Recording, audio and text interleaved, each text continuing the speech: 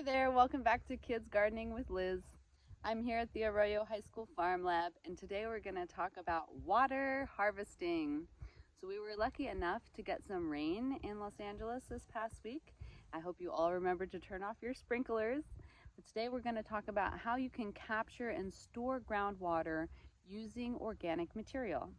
So just like this giant pile of logs behind me that is surrounding our vegetated bioswale, you can use wood, mulch, and other trimmed organic plant material as a sponge, which will essentially absorb rainwater, hold it, and eventually that dead material will break down, building a really healthy soil. This is how we can help recharge our groundwater and rebuild the water table of Los Angeles. So let me show you some other examples of water harvesting techniques we use in our garden.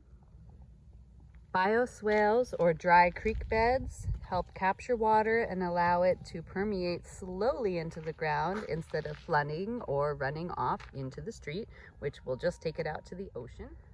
Storing old pieces of wood or large piles of mulch. Contact your local city or a local tree trimmer to discover where you can find mulch, which is just shredded tree trimmings. Great for around your plants, acts like a sponge, and eventually breaks down into plant food. And last but not least, hugelkultur. This is burying logs and sticks and leaves below the surface of the soil to act as a big sponge underground, which you can plant on top of. You can see our hugel here is planted with California natives. Please tag us on Instagram at EcoUrban Gardens with your water saving tips or things you've tried in your own garden that you'd like to share with us. We'd love to see it. And we look forward to seeing you next time. Thanks for watching.